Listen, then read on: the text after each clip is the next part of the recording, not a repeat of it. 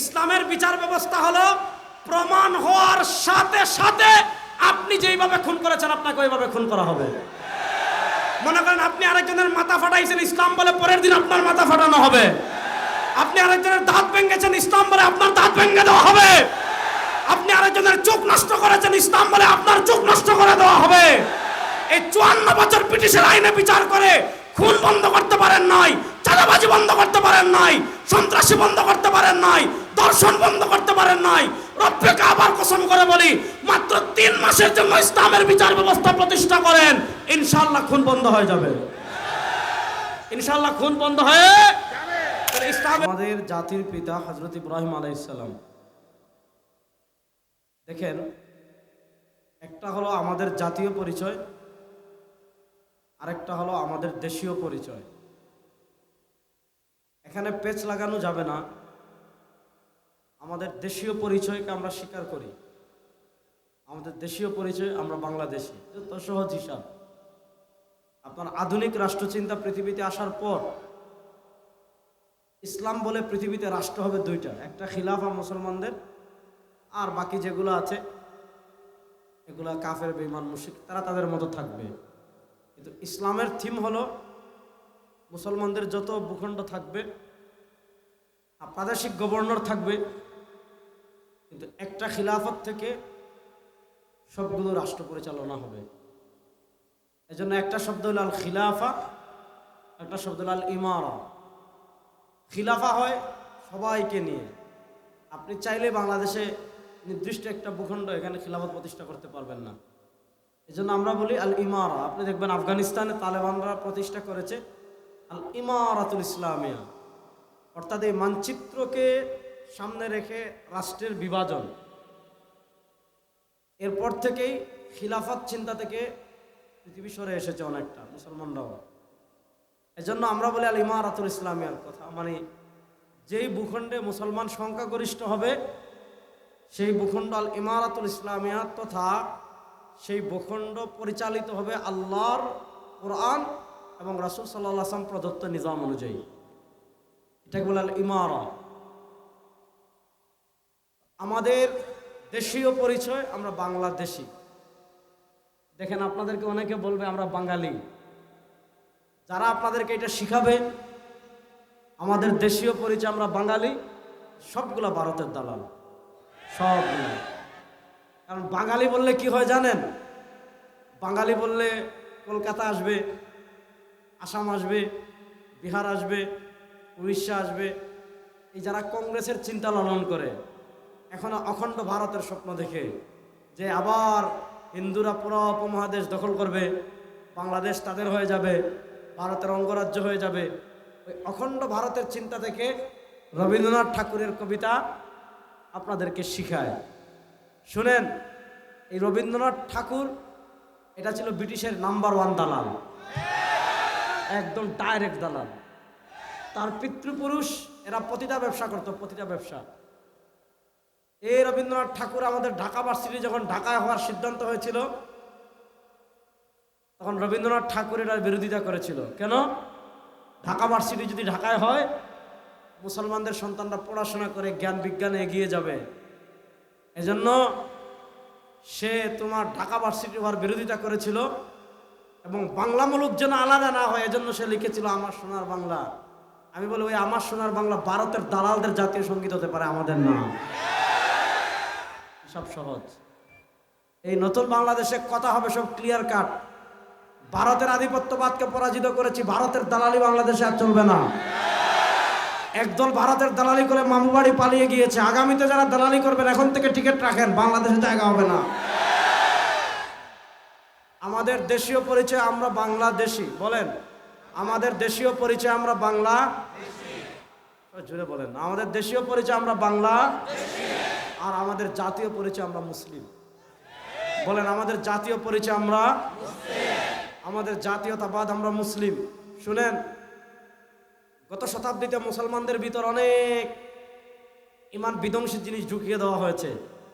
তার ভিতর একটা হলো মুসলমানদেরকে বিভিন্ন জাতিতে বিভক্ত করে দেওয়া হয়েছে। আমাদেরকে বলছে তোমরা বাংলাদেশি, বস এখানে তোমরা একজন আব্বা বানাও। এদেরকে বলছে তোমরা পাকিস্তানি, জিন্নারে আব্বা বানাও।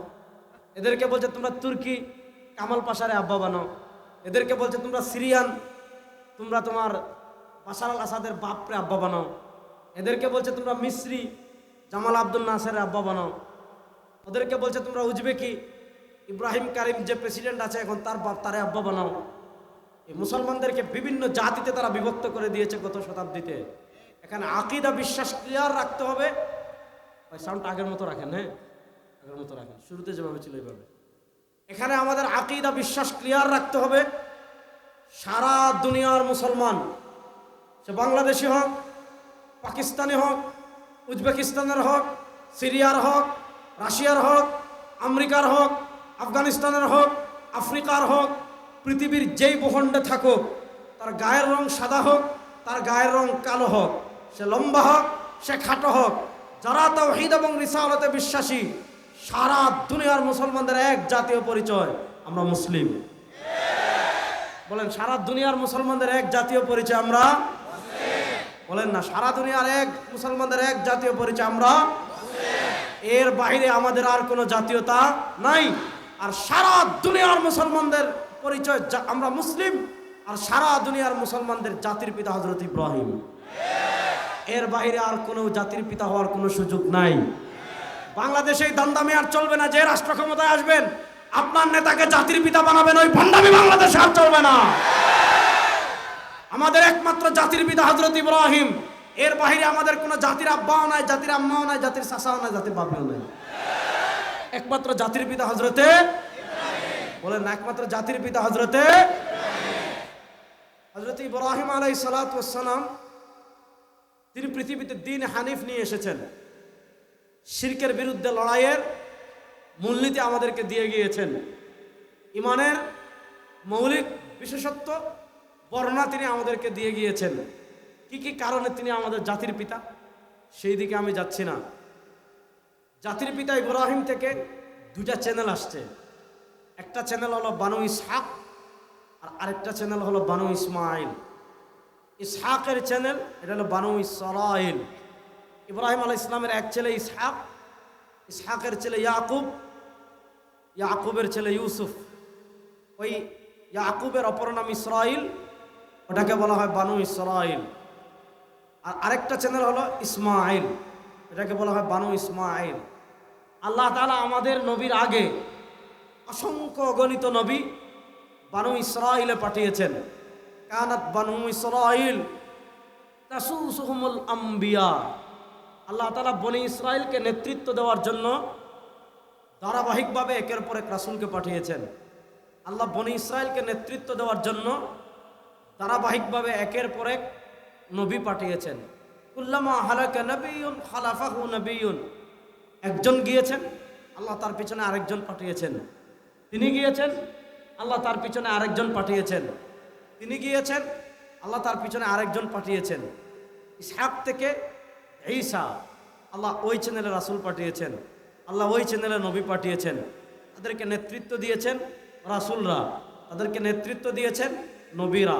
আর এই চ্যানেলে ইসমাইলের চ্যানেলে আল্লাহ মাত্র একজন রাসূল পাঠিয়েছেন। তিনি আমাদের নবী সরওয়ারে দু আলম তাজদারে মদিনা জনাবে মুহাম্মদুর রাসূলুল্লাহ।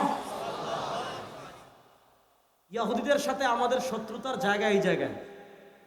আপনি যদি ইতিহাস পড়েন দেখবেন বাইজেন্টাইনরা মদিনার ইহুদিদের উপর প্রচন্ড জুলুম করত। তাদের উপর অনেক ট্যাক্স চাপিয়ে দিত, মিথ্যা ট্যাক্স। ইসলাম ট্যাক্স ভিত্তিক রাষ্ট্র ব্যবস্থাকে ইসলাম এতটা অন করে না। ইসলাম বলে রাষ্ট্র হবে জাকাত ভিত্তিক, কৌশল ভিত্তিক, গারাজ ভিত্তিক। এগুলো কিন্তু এখন নাই। এখন হলো আমাদের আব্রাহাম লিঙ্কনের থিম আর পুঁজিবাদী অর্থনীতি।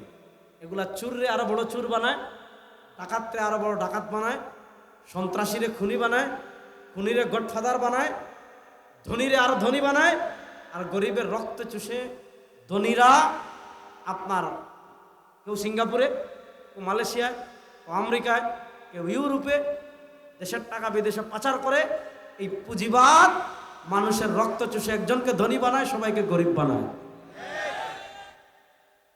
আমি আপনাদেরকে যে কথা বোঝাতে চাচ্ছি, বাইজেন্টাইন মদিনার ইহুদিদের উপর অনেক ট্যাক্স চাপিয়ে দিত, অনেক কিছু। ইহুদিরা বলতো অপেক্ষা করো, আমাদের নবী আসতেছেন, আহমদ আসতেছেন, শেষ নবী আসতেছেন, তিনি আসলে তোমাদের থেকে প্রতিশোধ নেব।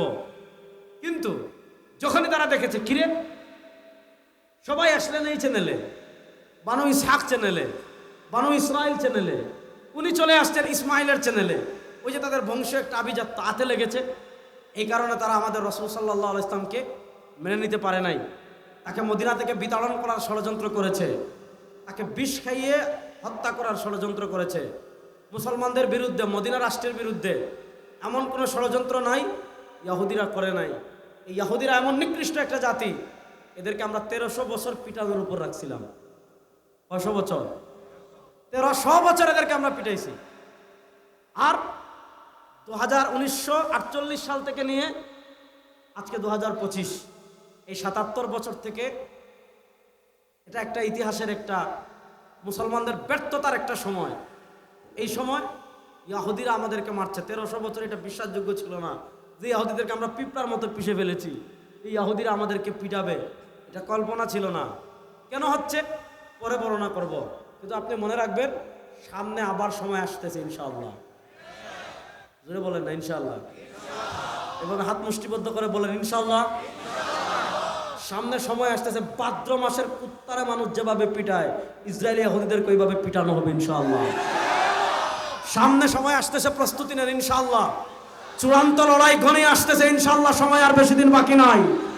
হিন্দুত্ববাদী আধিপত্যবাদী শক্তির বিরুদ্ধে লড়াই হবে, ইহুদিবাদী আধিপত্যবাদী শক্তির বিরুদ্ধে লড়াই হবে ইনশাআল্লাহ। গাজায় যত ফুটা রক্ত ঝরেছে, ইসরায়েলি ইহুদিদের কলিজা ছিন্ন করে প্রত্যেক ফুটা রক্তের বদলা নেওয়া হবে।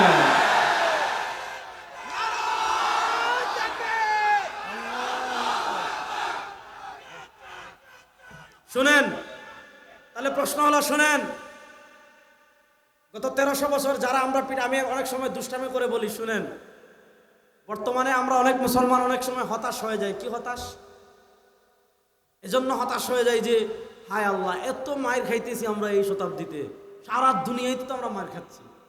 আফগানিস্তানে না হয় 21 থেকে মার খাওয়া বন্ধ হয়েছে, এর আগে তো আপনি দেখেন বাংলাদেশে ওই 71 থেকে মার খাচ্ছে মুসলমান, কাশ্মীরে খাচ্ছে, আরাকানে খাচ্ছে, আফগানিস্তানে খাইলো, ইরাকে মার খেয়েছে, লিবিয়ায় মার খেয়েছে, লেবাননে মার খেয়েছে, ফিলিস্তিনে মার খাচ্ছে, ইয়ামানে মার খাচ্ছে, হ্যাঁ, জর্ডানে মার খাচ্ছে, সব জায়গায় বসনিয়া হার্জেগোভিনায় মার খাচ্ছে, উইগুরে মার খাচ্ছে, আফ্রিকায় মার খাচ্ছে।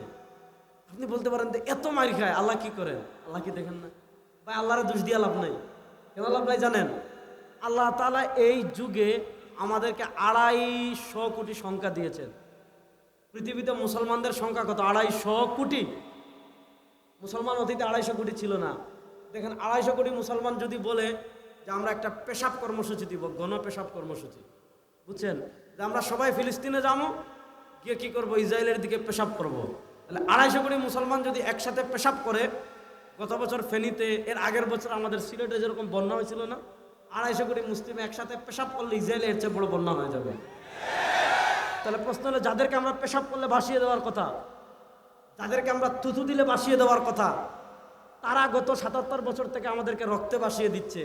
আরে যাদেরকে আমরা পেশাব করে দিলে ভাসিয়ে দেওয়ার কথা, তারা রক্ত ভাসিয়ে দিচ্ছে। ভাই আল্লাহরে দোষ দিয়ে লাভ নাই। আল্লাহ তাআলা আমাদেরকে 57টা রাষ্ট্র দিয়েছেন এই শতাব্দীতে। মুসলমানদের 57টা রাষ্ট্র আছে, মুসলমানদের অ্যাটম বোম আছে, অ্যাটম বোম, পারমাণবিক অস্ত্র আছে পাকিস্তানের। আল্লাহ আমাদেরকে 57টা সেনাবাহিনী দিয়েছে, 57টা রাষ্ট্র দিয়েছে। দেখেন পৃথিবীর প্রযুক্তি, আপনার বিমান বলেন, উড়োজাহাজ বলেন, জাহাজ বলেন, গাড়ি বলেন, সব দাঁড়িয়ে আছে পেট্রোলিয়ামের উপর।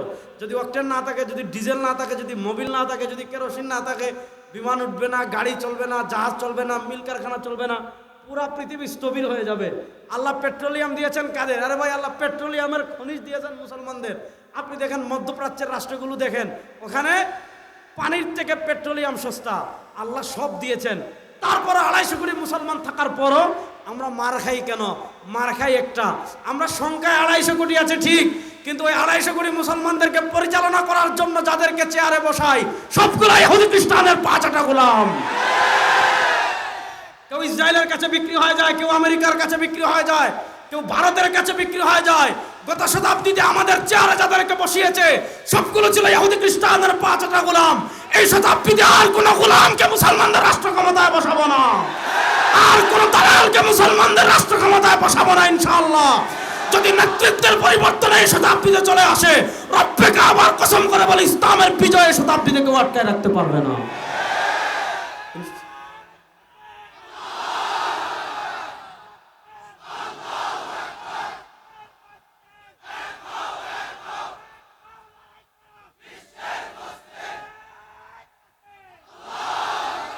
প্রস্তুত আছেন তো সবাই ইনশাআল্লাহ?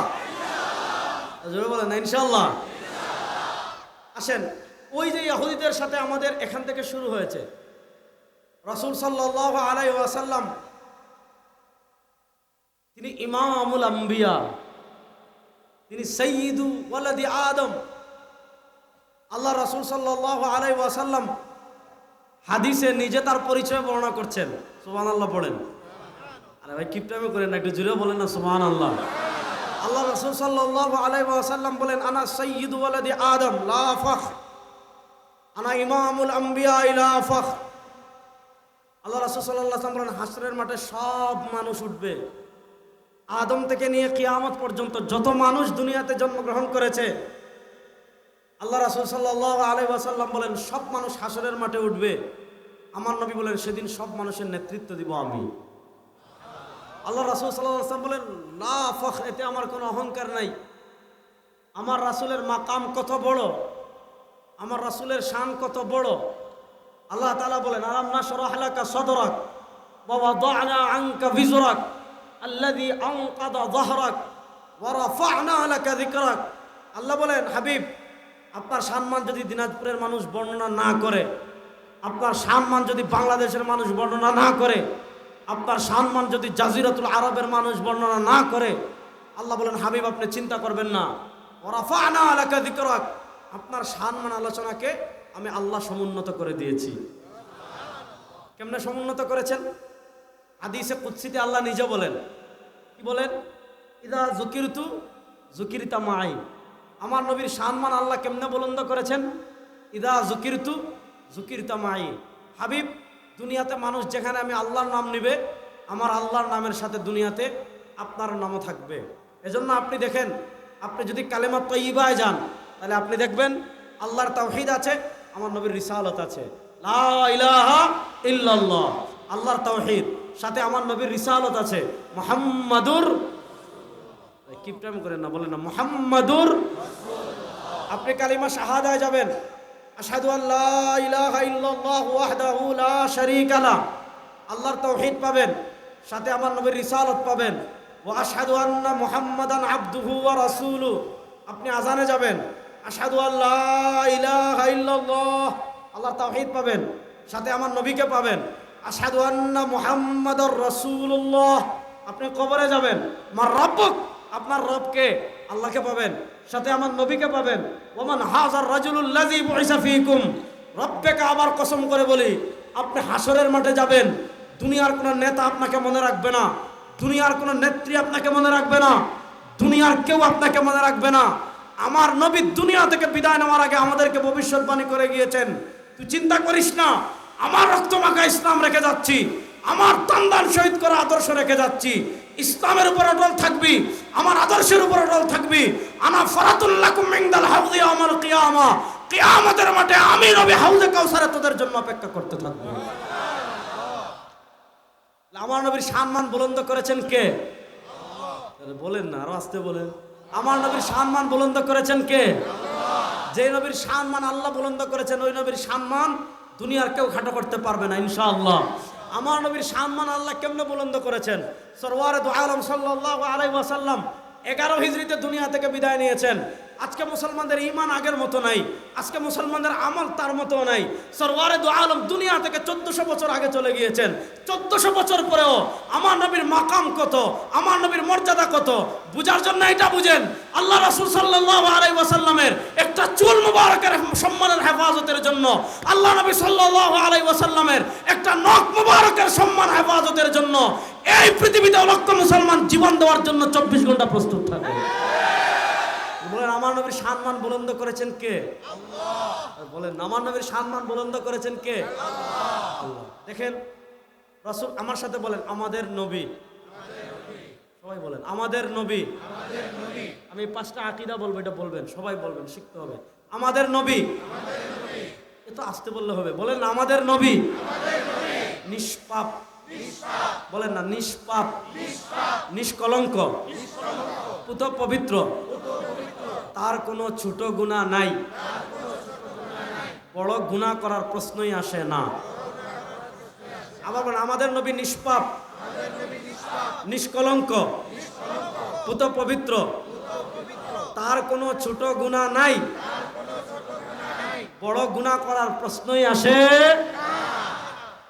তাদের মাথার টুপি নাই এমন একজন দাঁড়ান তো, 5টা বলেন দেখি, বিসমিল্লাহ। যাদের মাথার টুপি নাই এমন একজন দাঁড়িয়ে বলতে পারবেন 5টা? আমার পক্ষ থেকে পুরস্কার আছে।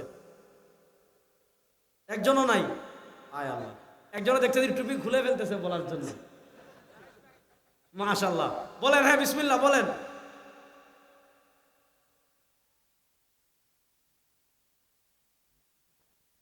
মাশাআল্লাহ বলেন, আর জুড়ে বলেন না মাশাআল্লাহ। এটা হলো আহলুস সুন্নাহ ওয়াল জামাতের আকীদা। দেখেন রাসূল সাল্লাল্লাহু আলাইহি ওয়াসাল্লাম প্রাতিষ্ঠানিক নবুয়তের দায়িত্ব পেয়েছেন যখন তার বয়স 40 বছর। কিন্তু রাসূল সাল্লাল্লাহু আলাইহি ওয়াসাল্লাম মর্যাদাগত দিক থেকে নবী। একটা হলো নবুয়ত বিজ জামান, আরেকটা হলো নবুয়ত বিজ জাত। এগুলো অনেক কঠিন ব্যাখ্যা। আমাদের দারুম দেওবন্দের প্রতিষ্ঠাতা যিনি কাসিম নানতবী রহমতুল্লাহ আলাইহি, তার তাহযীরুন নাস বিমা আনকারা মিন আসার ইবনে আব্বাস এই কিতাবে ব্যাখ্যা করেছেন। এটা হলো নবুয়ত বিজ জামান, জামানাগত দিক থেকে আমাদের নবী সবার শেষে এসেছেন। এটা হলো নবুয়ত বিজ জাত, মর্যাদাগত দিক থেকে, ফজিলতের দিক থেকে, সত্তাগত দিক থেকে আমাদের নবী কোন সময় থেকে নবী? আল্লাহ রাসূল নিজে বলেন কুনতু নবিয়্যাম ওয়া আদামু বাইনার রূহি ওয়াল জাসাদ।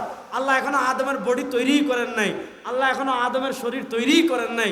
যখন আল্লাহ আদমের বডি তৈরি করার জন্য, যখন আল্লাহ আদমের শরীর তৈরি করার জন্য জান্নাতে মাটি আর পানিকে একত্রিত করেছেন, আদমের স্ট্রাকচার তৈরি করবেন, আমার নবী বলেন ওই সময় থেকে আমি নবী। রাসূল সাল্লাল্লাহু আলাইহি ওয়াসাল্লাম মক্কায় আসলেন, মনোযোগ। রাসূল সাল্লাল্লাহু আলাইহি ওয়াসাল্লাম মক্কায় আসলেন। মক্কায় আসার পর আপনারা জানেন তিনি প্রাতিষ্ঠানিক দায়িত্ব পাওয়ার আগ পর্যন্ত তার চেয়ে বড় আমানতদার দুনিয়াতে আর কেউ নাই, তার চেয়ে বড় মর্যাদাবান দুনিয়াতে আর কেউ নাই, তার চেয়ে বড় বিশ্বস্ত আরবে আর কেউ নাই, তার চেয়ে বড় চরিত্রবান আরবে আর কেউ নাই। রাসূল সাল্লাল্লাহু আলাইহি ওয়াসাল্লাম যখনই বলেছেন ইয়া আইয়ুহান নাস কুলু লা ইলাহা ইল্লাল্লাহ তুফলিহুন, ও মুসলমান, আল্লাহ রাসূল মুসলমানকে বলে নাই, বলেছেন ইয়া আইয়ুহান নাস, সারা দুনিয়ার মানুষ, যদি দুনিয়া আখিরাতে সফলকাম হতে চাও, কারো বাপের স্লোগান তোমাকে মুক্তি দিবে না, কারো নেতার স্লোগান তোমাকে মুক্তি দিবে না, কারো নেত্রীর স্লোগান তোমাকে মুক্তি দিবে না। শুনেন, আজকে মুসলমানদেরকে নানা জাতিতে বিভক্ত করে এক এক জায়গায় এক এক স্লোগান শিখিয়েছে, অথচ আল্লাহর কোরআন বলে ওমা আরসালনা মিন ক্বাবলিকা মির রাসূলিন ইল্লা নূহি ইলাইহি আন্নাহু লা ইলাহা ইল্লা আনা ফাবুদুন। আল্লাহ দুনিয়াতে যত নবী পাঠিয়েছেন, আল্লাহ দুনিয়াতে যত রাসূল পাঠিয়েছেন, সব নবী এবং সব রাসূল সারা দুনিয়ার মানুষকে বলেছেন যদি দুনিয়া আখিরাতে মুক্তি লাভ করতে চাও, তোমাদের স্লোগান জয় বাংলা হতে পারে না, কারো বাপের স্লোগান হতে পারে না, কারো নেতার স্লোগান হতে পারে না, কারো নেত্রীর স্লোগান হবে না, মুসলমানের স্লোগান হবে লা ইলাহা ইল্লাল্লাহ। জোরে বলেন না, মুসলমানের স্লোগান হবে কি লা ইলাহা ইল্লাল্লাহ। এটা হলো আমাদের জাতীয় স্লোগান। আল্লাহ রাসূল সাল্লাল্লাহু আলাইহি ওয়াসাল্লাম যখনই বলেছেন তোমরা বলো লা ইলাহা ইল্লাল্লাহ, আপনি একটা জিনিস খেয়াল করেন, আল্লাহ রাসূল সাল্লাল্লাহু আলাইহি ওয়াসাল্লাম তো ক্ষমতা চান নাই, আল্লাহ রাসূল সাল্লাল্লাহু আলাইহি ওয়াসাল্লাম তো রাষ্ট্র চান নাই, আল্লাহ রাসূল সাল্লাল্লাহু আলাইহি ওয়াসাল্লাম তো মন্ত্রীগিরি চান নাই, আল্লাহ নবী সাল্লাল্লাহু আলাইহি ওয়াসাল্লাম তো এমপিগিরিও চান নাই, আল্লাহ রাসূল সাল্লাল্লাহু আলাইহি ওয়াসাল্লাম টাকাও চান নাই, আল্লাহ রাসূল সাল্লাল্লাহু আলাইহি ওয়াসাল্লাম পয়সাও চান নাই, আল্লাহ রাসূল সাল্লাল্লাহু আলাইহি ওয়াসাল্লাম নারীও চান নাই। তিনি শুধু বলেছিলেন যদি দুনিয়া আখিরাতে সফলকাম হতে চাও তাহলে বলো লা ইলাহা ইল্লাল্লাহ। হায় রে হায় মুসলমান রে, একটু জুসে বলেন না, যদি আপনি দুনিয়া আখিরাতে মুক্তি লাভ করতে চাও তাহলে বলেন লা ইলাহা ইল্লাল্লাহ। বলেন না, যদি দুনিয়া আখিরাতে মুক্তি লাভ করতে চান তাহলে বলেন লা ইলাহা ইল্লাল্লাহ। তাহলে প্রশ্ন হলো এই সহজ কথাটা আরবরা নিতে পারলো না কেন, যে বলবো না, ঠিক আছে ভাই তুমি তোমার মতো থাকো, আমরা বলবো না। তারা তার উপর জুলুম কেন করলো? সাহাবা একরামের উপর জুলুম কেন করলো? সাহাবা একরামের উপর অত্যাচারের স্টিম রুলার কেন চালালো? কেন লা ইলাহা ইল্লাল্লাহ মুছে দিতে চাইলো? কারণ আবু জাহেল জানে, উতবা জানে, সাহেবা জানে, মুগীরা জানে, উমাইয়া ইবনে খালাফ জানে, যেখানে লা ইলাহা ইল্লাল্লাহ প্রতিষ্ঠা হয়ে যাবে সেখানে আর কারো বাপের আইন চলবে না। যেখানে লা ইলাহা ইল্লাল্লাহ প্রতিষ্ঠা হয়ে যাবে সেখানে কোনো নেতার আইন চলবে না। যেখানে লা ইলাহা ইল্লাল্লাহ প্রতিষ্ঠা হয়ে যাবে সেখানে কোনো তাগুতের শাসন চলবে না। যেখানে লা ইলাহা ইল্লাল্লাহ বিজয়ী হয়ে যাবে সেখানে গায়রুল্লাহর কোনো বিধান চলবে না। যেখানে লা ইলাহা ইল্লাল্লাহ প্রতিষ্ঠা হয়ে যাবে সেখানে ঘর থেকে নিয়ে রাষ্ট্র পর্যন্ত সমাজ চলবে আল্লাহর আইনে, আল্লাহর আইনের বাইরে কারো আইন চলবে না। শুনেন, এজন্য বাংলাদেশে শুনেন, বাংলাদেশে আমি যদি এখানে আপনাদেরকে নিয়ে জিকির করি লা ইলাহা ইল্লাল্লাহ, আমাদের সরমুনাইরা যেমন হালকায় জিকির করে, এভাবে আমি যদি এখানে জিকির করি খুশি বলবে আজকে হুজুরের ওয়াজ ঠিক আছে, বুজুর্গ মানুষ। এখানে যদি জুবায়ের সাহেব বা রেজাউল করিম সাহেব হাদিয়া দেওয়ার কথা থাকে, বড় করেন 20,000, মানুষ বলে উনি অনেক বড় হুজুর, ওনার একটু হাদিয়া বাড়াই দেন, আলহামদুলিল্লাহ। আপনি মনে করেন মসজিদে প্রত্যেক নামাজের পরে কোনায় বসে জিকির করেন, খুবই ভালো কথা। মানুষ বলবে কি অনেক বড় আল্লাহর ওলি। এক সপ্তাহ বলবে ভাই আপনার টিফিন দেন, আরেক সপ্তাহ বলবে আপনার টিফিন দেন, আরেক সপ্তাহ বলবে ভাই তার ট্যাক্স চাইলে কি করুক, ওনাকে কি করুক, দাওয়াত খাওয়াক। হ্যাঁ, আপনার আব্বা মারা গেছেন, মনোযোগ, আপনার আব্বা মারা গেছেন, এক হুজুর কবরস্থানে গিয়ে আপনার বাপের জন্য লা ইলাহা ইল্লাল্লাহ জিকির করতেছে, আপনি তাকে পকেট থেকে 500 টাকা দিবেন, আপনার কাছে প্রথম আম ধরলে এটা হুজুরকে দিবেন, অনেক ভালো মানুষ। কিন্তু আপনি যখন এই লা ইলাহা ইল্লাল্লাহটাই যখন রাজপথে বের হয়ে বলবেন, কারো বাপের আইন চলবে না, কারো নেতার আইন চলবে না, কারো নেতৃত্ব স্লোগান চলবে না, আপনি যখন রাজপথে বের হয়ে বলবেন লা ইলাহা ইল্লাল্লাহ, হায় রে হায়, এত মানুষ আর এত আসতে বলেন, আপনি যখন রাজপথে বের হয়ে বলবেন জাতীয়তাবাদের স্লোগান দেব না, গণতন্ত্রের স্লোগান দেব না, ধর্মনিরপেক্ষতার স্লোগান দেব না, সমাজতন্ত্রের স্লোগান দেব না, দুনিয়ার কোন তন্ত্রমন্ত্রের স্লোগান দেব না, আপনি যখন রাজপথে বের হয়ে বলবেন লা ইলাহা ইল্লাল্লাহ, বলেন আপনি যখন রাজপথে বের হয়ে বলবেন লা ইলাহা ইল্লাল্লাহ, আর হাত তুলে বলেন লা ইলাহা ইল্লাল্লাহ, তেরা মেরা রিশতা ক্যা, তেরা মেরা রিশতা ক্যা। যখন আপনি রাজপথে বের হয়ে বলবেন এই যে রাজাকার আসছে, তখন বলবে এই যে জঙ্গি আসছে, তখন বলবে এই যে মৌলবাদ আসছে, তখন বলবে ওই যে উগ্রবাদ আসবে। কেন বলবে? কারণ তারা জানে রাষ্ট্র যদি লা ইলাহা ইল্লাল্লাহ বিজয়ী হয়ে যায় আর ভারতের দালালি চলবে না, আমেরিকার দালালি চলবে না, দুর্নীতি চলবে না, টাকা পাচার চলবে না, ধর্ষণ চলবে না। এজন্য আমাদের লা ইলাহা ইল্লাল্লাহ বানাই দিয়েছে খানকার জিকির, অবশ্যই খানকার জিকির। লা ইলাহা ইল্লাল্লাহ যেমন খানকার জিকির, লা ইলাহা ইল্লাল্লাহটা এমন স্লোগান যে স্লোগান সংসদেরও জাতীয় স্লোগান। ইনশাআল্লাহ, ইনশাআল্লাহ বলেন। সময় আর বেশি দিন বাকি নাই ইনশাআল্লাহ। ভাই হিসাব খুব সহজ, ভাই খুব সহজ। গত 100 বছর মায়ের খাইছি, 100 বছর মার দিব,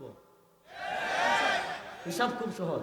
গত 100 বছর পৃথিবীর প্রান্তে প্রান্তে মুসলমান মায়ের খাইছে, এই 100 বছর মুসলমান মার দিবে, প্রস্তুত থাকেন ইনশাআল্লাহ। গত 100 বছর পৃথিবীর প্রান্তে প্রান্তে আমরা পরাজিত হয়েছি, এই শতাব্দীতে আমাদের বিজয় পৃথিবীর কেউ আটকাই রাখতে পারবে না ইনশাআল্লাহ। এই শতাব্দীতে ইসলামের পতাকা উড়েছে আফগানিস্তানে, পতাকা উড়েছে সিরিয়ায়, কিছুদিনের ভিতর পতাকা উড়বে আফ্রিকায়, পতাকা উড়বে ইয়েমেনে, পতাকা উড়বে তুরস্কে, পতাকা উড়বে তুর্কিস্তানে, পতাকা উড়বে মিশ্রে, পতাকা উড়বে জাজিরাতুল আরবে। সময় আর বেশি দিন বাকি নাই, প্রস্তুতি নেন, বাংলাদেশের সংসদে কালেমার পতাকা উড়বে ইনশাআল্লাহ।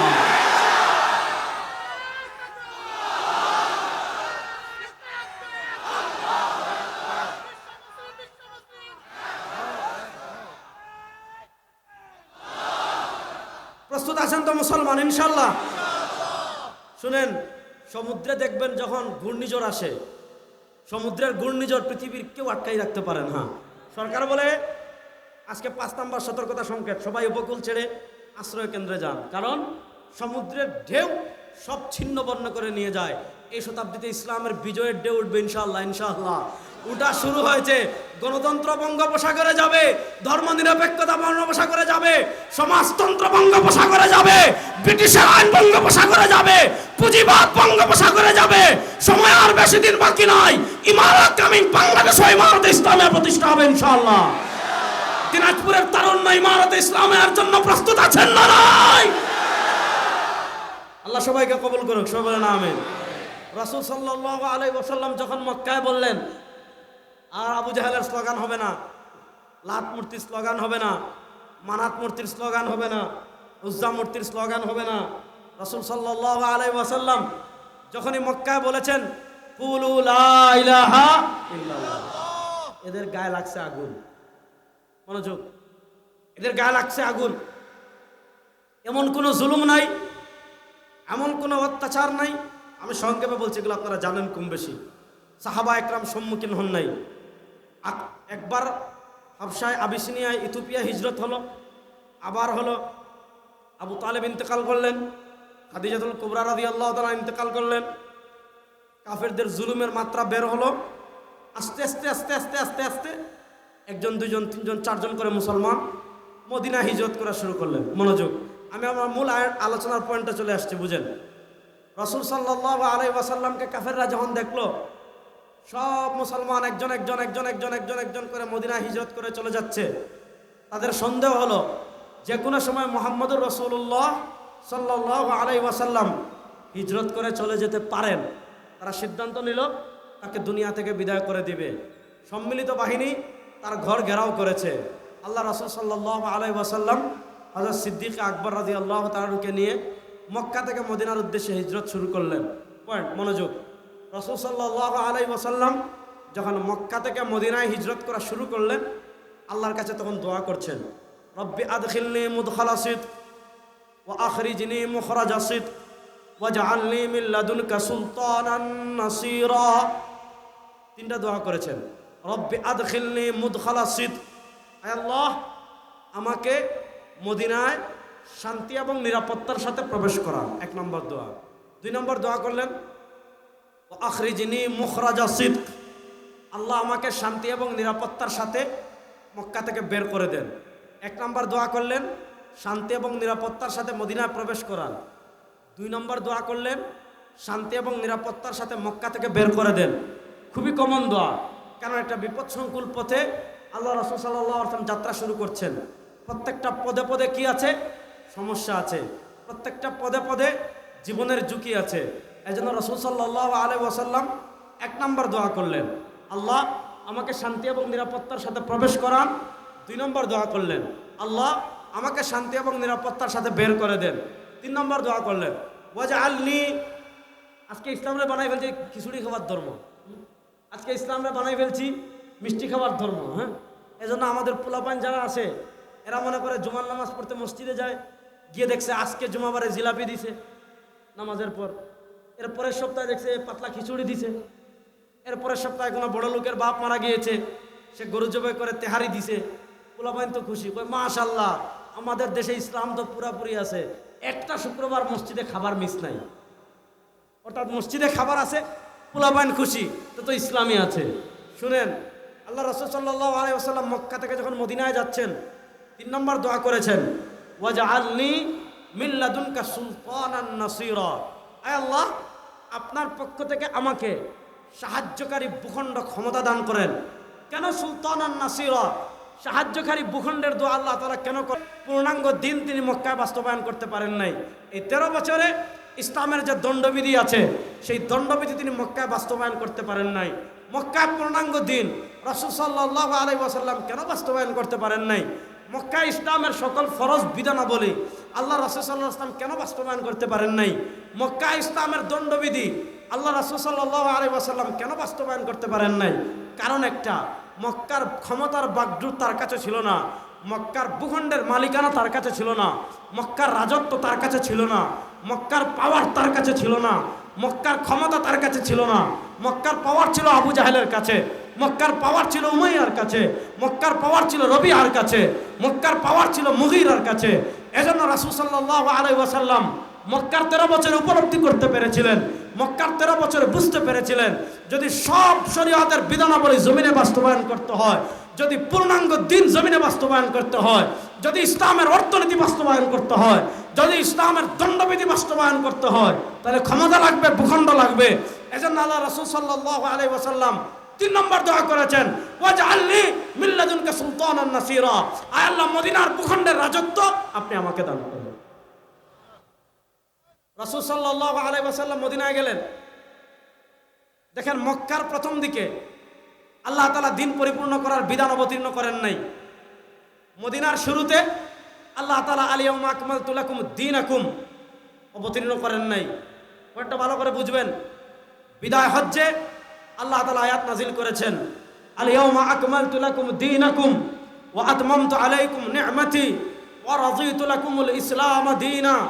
আল্লাহ তাআলা কখন অবতীর্ণ করেছেন? দেখেন, যখন মক্কার পরিবারে ইসলাম প্রতিষ্ঠা হয়ে গিয়েছে, যখন মক্কার সমাজে ইসলাম প্রতিষ্ঠা হয়ে গিয়েছে, যখন মদিনার পরিবারে ইসলাম প্রতিষ্ঠা হয়ে গিয়েছে, যখন মদিনার সমাজে ইসলাম প্রতিষ্ঠা হয়ে গিয়েছে, যখন মদিনার অর্থনীতিতে ইসলাম প্রতিষ্ঠা হয়ে গিয়েছে, যখন মদিনার বিচার ব্যবস্থায় ইসলাম প্রতিষ্ঠা হয়ে গিয়েছে, যখন মদিনার রাষ্ট্রে ইসলাম প্রতিষ্ঠা হয়ে গিয়েছে, যখন মদিনার ঘর পরিচালিত হয় ইসলাম দ্বারা, মদিনার ব্যবসা পরিচালিত হয় ইসলাম দ্বারা, মদিনার সমাজ পরিচালিত হয় ইসলাম দ্বারা, মদিনার অর্থনীতি পরিচালিত হয় ইসলাম দ্বারা, মদিনার বিচার ব্যবস্থা পরিচালিত হয় ইসলাম দ্বারা, মদিনার রাষ্ট্র পরিচালিত হয় ইসলাম দ্বারা, সব জায়গায় যখন ইসলামের বিধান প্রতিষ্ঠা হয়ে গিয়েছে, আল্লাহ বলেন আল-ইয়াউমা আকমালতু লাকুম দীনাকুম, আজ তোমাদের জন্য দিনকে পরিপূর্ণ করে দিয়েছি, আজ তোমাদের জন্য শরিয়াকে পরিপূর্ণ করে দিয়েছি। কখন দিয়েছেন? ঘর থেকে নিয়ে রাষ্ট্র পর্যন্ত সব জায়গায় যখন ইসলাম প্রতিষ্ঠা হয়েছে। এরপরে আপনি দেখবেন, খুব ভালো করে বুঝবেন, আমার সাথে সবাই বলেন ইসলাম। আয় আল্লাহ, দিনাজপুরের মানুষ কম খান মনে হয়।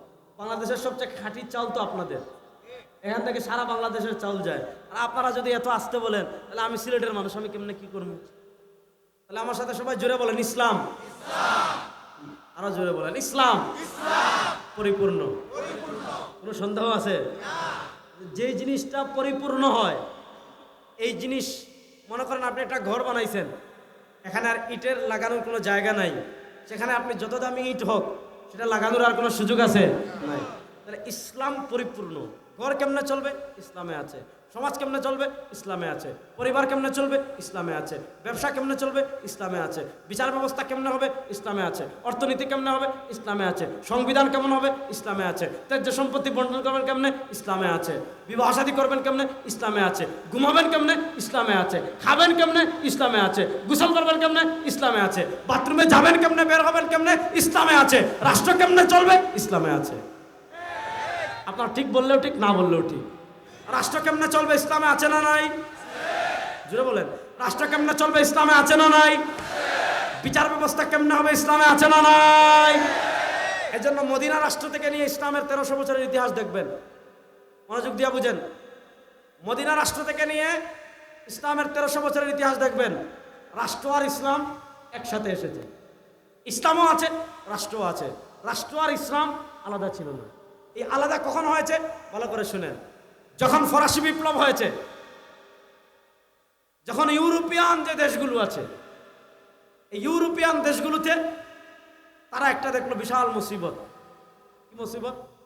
ইউরোপিয়ান যে খ্রিস্টান রাজ্যগুলো আছে, আমার দিকে তাকাবেন সবাই, ইউরোপিয়ান যে খ্রিস্টান রাজ্যগুলো আছে, ওগুলা একসময় গির্জার দ্বারা প্রবল প্রভাবিত ছিল।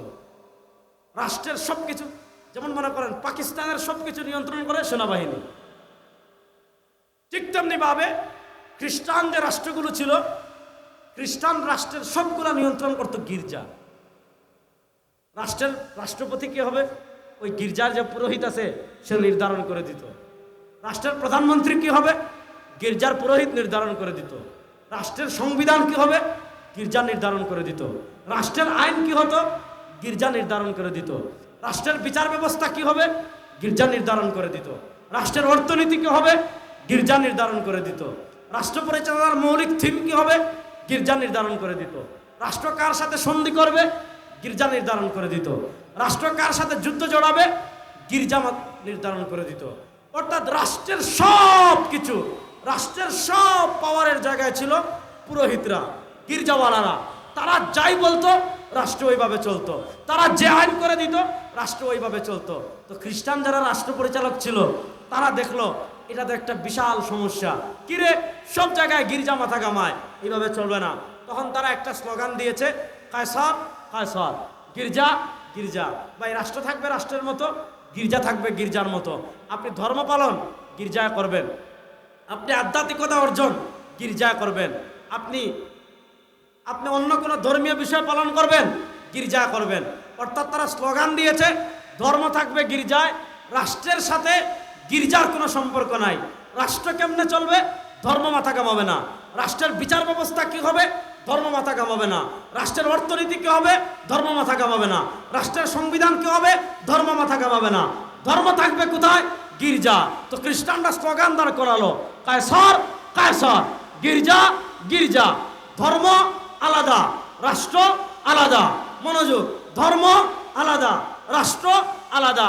ধর্ম পোশাকের ক্ষেত্রে, ধর্ম খাবারের ক্ষেত্রে, ধর্ম ঘুমানোর ক্ষেত্রে, ধর্ম অজুর ক্ষেত্রে, ধর্ম ফরজ গোসলের ক্ষেত্রে, ধর্ম তাসবির ক্ষেত্রে। কিন্তু রাষ্ট্র কেমনে চলবে? ধর্ম মাথা কামাবে না। এবার বলেন, ধর্ম আলাদা, রাষ্ট্র আলাদা, এই চিন্তা মুসলমানদের না খ্রিস্টানদের? জোরে বলেন না, এই চিন্তা মুসলমানদের না খ্রিস্টানদের? শুনেন, আমি আপনাদেরকে একটা ফতোয়া শুনিয়ে যাই। আমার সাথে বলেন, দলের চেয়ে ইমান বড়। দলের চেয়ে, সবাই বলেন, দলের চেয়ে। কোনো সন্দেহ আছে? তাহলে জুড়ে বলেন, দলের চেয়ে, নেতার চেয়ে, নেত্রীর চেয়ে। আজকে আমাদের দেশে দেখবেন একদল টকশো মারানি আছে, টকশোতে বসে জ্ঞান বিতরণ করবে যে হুজুররা আপনারা ধর্ম নিয়ে বাড়াবাড়ি করেন, অথচ তারা বোম মারলে শুনে ফাতেহা শুদ্ধ করে পড়তে পারবে না। মনে করেন আমরা যখন দীপ্ত কণ্ঠে রাজপথে বলি, তোমার বাপের আইনে রাষ্ট্র চলবে না, তোমার নেতার আইনে রাষ্ট্র চলবে না, তোমার নেত্রীর আইনে রাষ্ট্র চলবে না, রাষ্ট্র চলবে আল্লাহর আইনে, আমার নবীর নির্দেশ অনুযায়ী। তখন টকশোতে বলবে মামুনুল হক সাহেবরা, চরমনার পীর সাহেবরা, ওনারা ধর্ম নিয়ে বাড়াবাড়ি করেন, অথচ তারা বোম মারলে কোরআন শরীফ এক পৃষ্ঠা শুদ্ধ করে পড়তে পারবে না। সে কোনটা ধর্ম নিয়ে বাড়াবাড়ি, এটা আমাদেরকে শেখাচ্ছে। অর্থাৎ তারা ধর্ম মনে করে কি জানেন? যে ধর্ম মানে শুধু নামাজ পড়বেন, ধর্ম মানে শুধু রোজা রাখবেন, ধর্ম মানে শুধু হজ করবেন, ধর্ম মানে শুধু যাকাত দিবেন, ধর্ম মানে শুধু ওয়াজ করবেন। না, ওয়াজ যেমন ধর্মে আছে, জিকির যেমন ধর্মে আছে, নামাজ যেমন ধর্মে আছে, রোজা যেমন ধর্মে আছে, হজ যেমন ধর্মে আছে, যাকাত যেমন ধর্মে আছে, রাষ্ট্র কেমনে চালাবেন সেটাও ধর্মে আছে। জোরে বলেন, আছে না নাই? এখন কোন মুসলমান যদি খ্রিস্টানদের চিন্তা লালন করে বলে ধর্ম আলাদা, রাষ্ট্র আলাদা, শুনেন, এই খ্রিস্টানরা এই স্লোগান পৃথিবীতে তুলল, ধর্ম আলাদা, রাষ্ট্র আলাদা। এখন তারা দেখলো এই চিন্তা তো শুধু আমাদের ভিতর সীমাবদ্ধ থাকলে হবে না, মুসলমানদেরকে এই চিন্তা গিলাতে হবে। এখন মুসলমানদেরকে এই চিন্তা কেমনে গেলাবে? এখন বলছে তাইলে একটা পোশাক বানাও। পোশাক মানে এই জুব্বার কথা বলছি না, মানে প্রায় মানে রূপ করতে বললাম যে একটা মতবাদ বানাও। কি মতবাদ? সেকুলারিজম, ধর্ম নিরপেক্ষতা।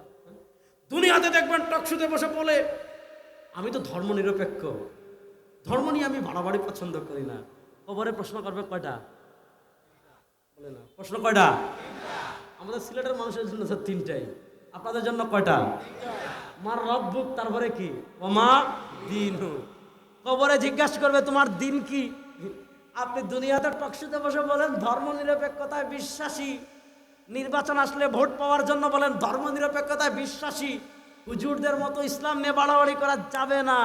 খালি কবরে যখন নাকির মুনকির জিজ্ঞাসা করবে বোমা দিনু, বলবেন ইয়া নাকির, আমি তো ধর্ম নিরপেক্ষতায় বিশ্বাসী। মায়ের যেটা মাটিতে পড়বে এটা তুলে দিবে।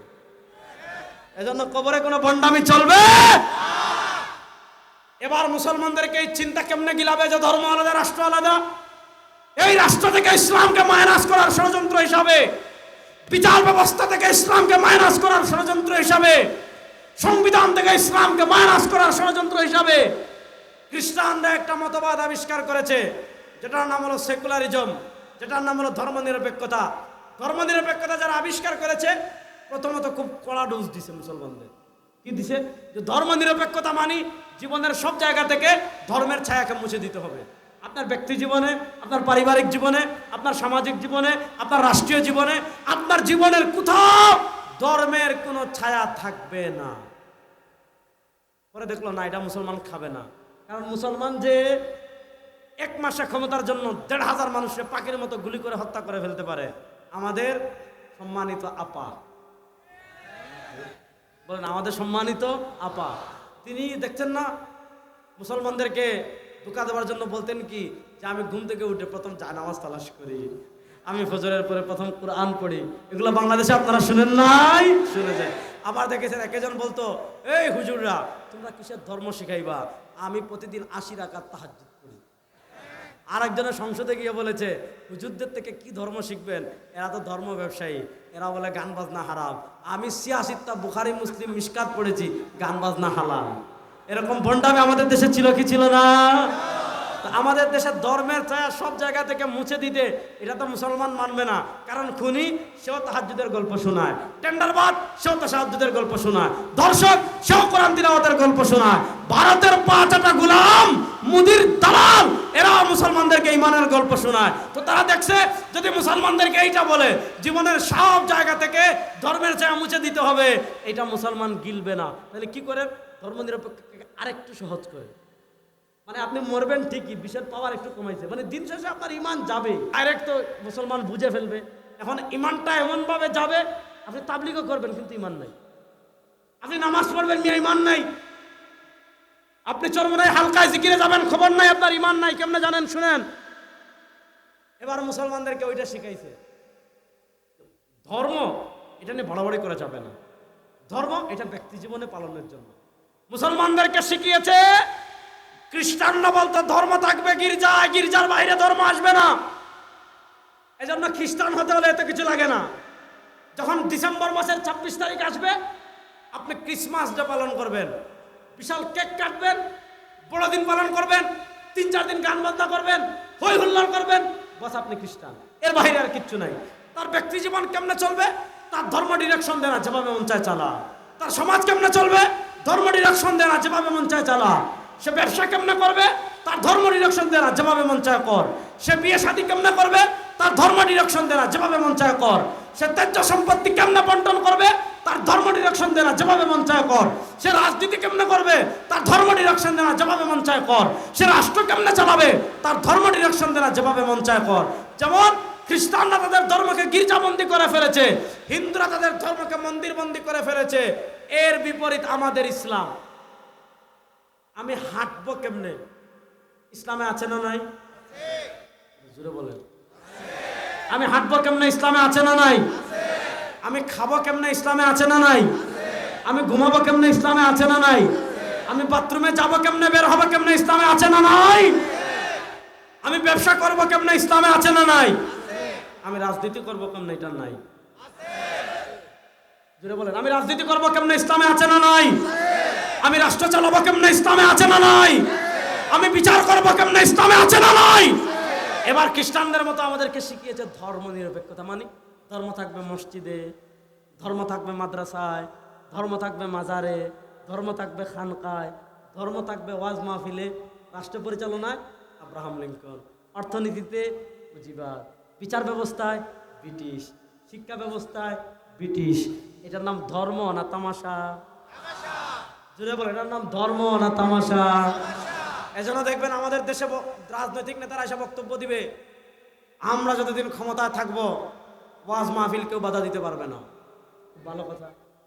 এসে বক্তব্য দিবে, আমরা যতদিন রাষ্ট্র ক্ষমতায় থাকবো মসজিদে নামাজ পড়তে কেউ বাধা দিতে পারবে না। ঠিক আছে ভাই, আপনি এটাও বলেন যে আমরা যতদিন ক্ষমতায় থাকবো রাষ্ট্র চলবে কোরআন অনুযায়ী, আমরা যতদিন ক্ষমতায় থাকবো রাষ্ট্র চলবে ইসলাম অনুযায়ী। এটা বলেন না কেন? কারণ আমাদের মাথায় ঢুকিয়ে দিয়েছে ইসলাম মানে শুধু মসজিদ, ইসলাম মানে শুধু ইবাদত না। ইবাদত যেমন ইসলামে আছে, রাষ্ট্র পরিচালনা তেমন ইসলামে আছে। গত 100 বছর তারা ধোঁকা দিয়েছে।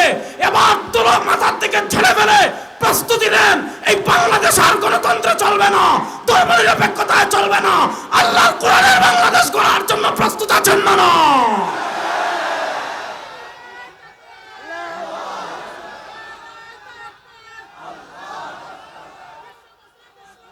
শুনেন, এখানে ইমান কেমনে হারায় শুনেন।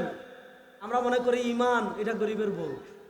ভালো করে শুনেন ভাই, বসেন বসেন বসেন, দেখবেন ভাই আমার না দেখলেও সমস্যা নাই, কালো মানুষ না দেখলে কি, কথা শুনেন, বুঝেন নাই? আমি এরকম সুদর্শন না, স্মার্টও না, আর এমনও না যে বিশাল আবা কাবা পরে ওয়াজ করি। ভাই আমার সারা দুনিয়ার পদে ঘাটে সব জায়গায় দেখবেন, রাখেন, সমস্যা নাই, কথা শুনেন। শুনেন, আমরা ইমানরে বাড়াই ফেলছি আজকে গরিবের পাবি। শুনেন, 1 নম্বর ফতোয়া শুনেন ভাই, বসেন বসেন, আস্তে আস্তে বসেন ভাই। মঞ্চ থেকে আপনারা একটু পিছান, ওরা দেখতে পাচ্ছেন না। আমি আপনাদের কথা বলছি তো, আপনারা ধৈর্য ধরে একটু এদিকে পিছান শুনেন।